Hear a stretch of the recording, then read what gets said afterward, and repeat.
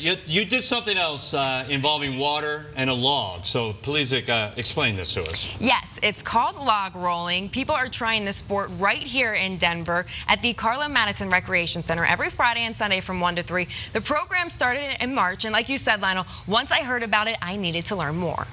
It's fun. Worst thing that can happen is you'll get wet. The first thing you need to get used to when it comes to log rolling is being comfortable with falling. A lot of folks you'll see they want to jump off the log or dive off the log. So I think first is like comfort. Since it's in a pool, it doesn't involve a real tree log. It's a plastic log that simulates a real one, just without the mess. There it is. Nice. Always. Then it's all about your balance and your footwork. And of course, a love of the water helps too. You'll straddle it to start. You'll stand up on your 2 feet.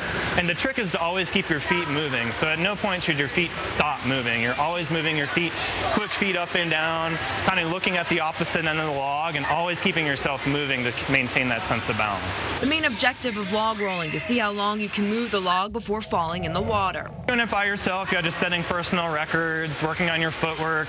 You can try to get the log to roll in one direction and then challenging yourself to roll an opposite direction. And then eventually you want to transfer those skills as an individual into going on with somebody else on top of the log and seeing who can stay on top the longest. Hunter really enjoys the competitive side of log rolling, but he also loves introducing others to the sport too. The biggest thing for me being in the water is seeing folks earn that sense of accomplishment, even after like a split second, that they add on their time when their eyes light up and they smile. That's what gets me to do it. At this particular open session, log rolling is very popular with the kids, but even the grandparents watching jumped in to try it.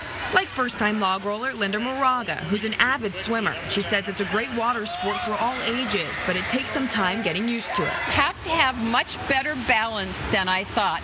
It's kind of like surfing.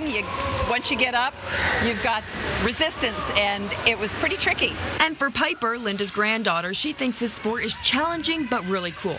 You get to have a lot of fun when you fall in the water and when you roll on it.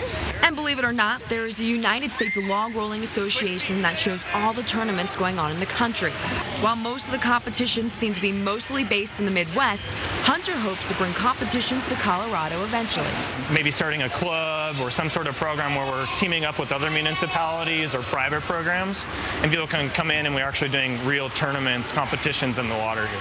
So of course I had to jump in and try it out. As a surfer, I thought I'd be pretty good at it, but that wasn't the case.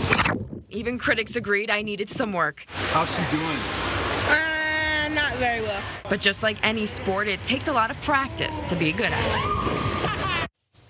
All right, yeah, so I need a lot of practice, but I did talk to the president of Key Log Rolling, Abby Delaney. They make the plastic log. She said their mission is to make log rolling an Olympic sport one day, so they want to give more people access to the sport so they can try it. So stay tuned for the Olympics. I need a lot more practice before that, though.